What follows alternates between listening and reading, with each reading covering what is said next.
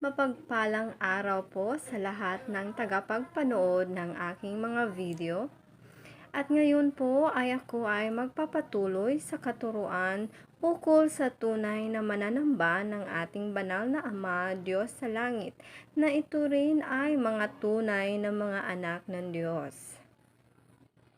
Sa nakaraang video ko po ay naituro ko na ang nagpapapatutuo sa mga tunay na mananamba ng Diyos na ito'y mga anak rin niya ay ang kanyang banal na espiritu lamang. Kaya naman ay ngayon ay tatalakayin ko kung paano nagpapapatutuo ang banal na espiritu ng ating Diyos na Ama sa langit para sa kanyang mga tunay na mananamba, at ito rin ay mga anak niya. At may babasahin po akong bersikulo bago ko sagutin ang bagong katanungan na tatalakayin ko. Babasahin ko muna sa Galatia, Kapitulo 5, bersikulo 22 hanggang 26. Subalit, ang bunga ng Espiritu ay pag-ibig, kagalakan, kapayapaan, kabutihan, katapatan, kahinahunan, at pagpipigil sa sarili. Walang utos laban sa ganitong mga bagay.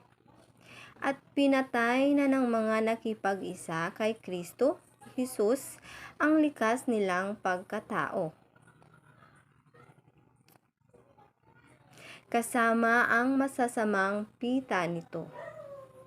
Ang Espiritu ang nagbibigay buhay sa atin, kaya ito rin ang dapat maghari sa ating mga buhay. Huwag tayong maging palalo, palaaway, at mainggitin.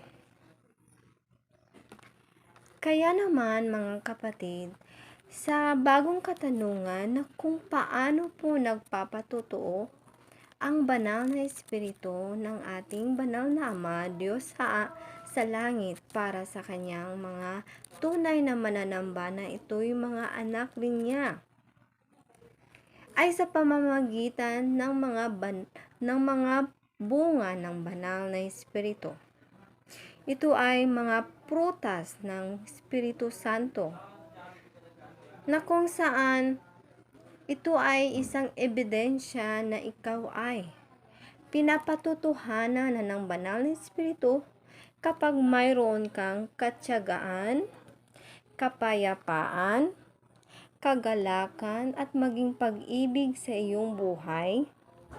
Pag-ibig na kung saan ay namumuhay ka na may pag-ibig sa kapwa, mga kapatid.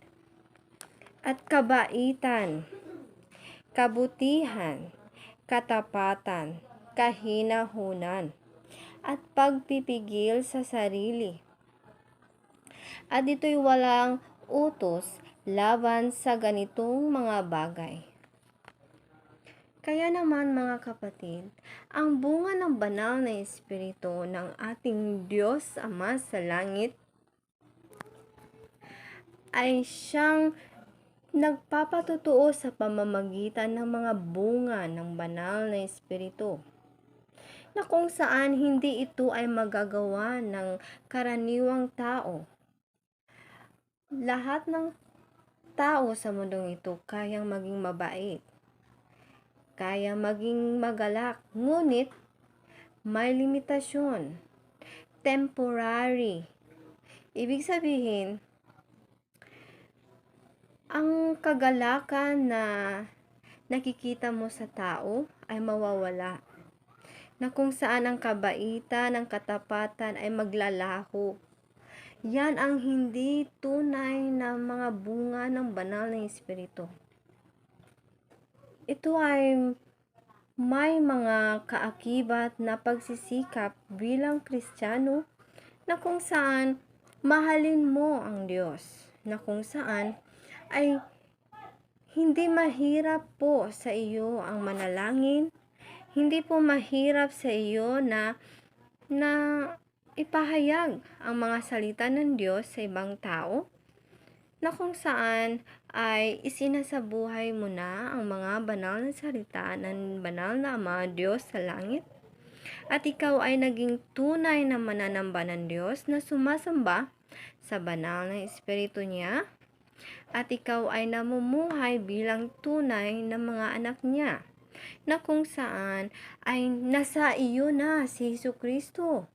Kaya naman, sinasabi dito, at pinatay na ng mga nakipag-isa kay Kristo Jesus ang likas nilang pagkatao, kasama ang masasamang pita nito. Ang pakikipag-isa natin kay Kristo ay ang pamumuhay natin, na ang yapak ni Jesucristo ay nasa yapak natin, na kung saan si Jesucristo ay tumatawag sa banal na Ama, nananalig sa banal na Ama. Ano sabi niya? Paano siya nanalangin sa banal na Ama? Yung sinabi niya na kung pwede lang kukunin mo ang kupang ito, but your will be done, not mine. Na kung saan sa buhay po natin, may mga plano po tayo sa ating buhay, na kung saan bilang anak ng Diyos, may pananalig tayo sa banal na Ama Diyos sa langit habang tayo ay may mga plano sa buhay, ngunit isinusuko natin ang mga plano natin sa kanyang sariling plano, na kung saan God has a plan for you, to prosper you, to give you hope. Sa Jeremiah 29:11, hindi po ba?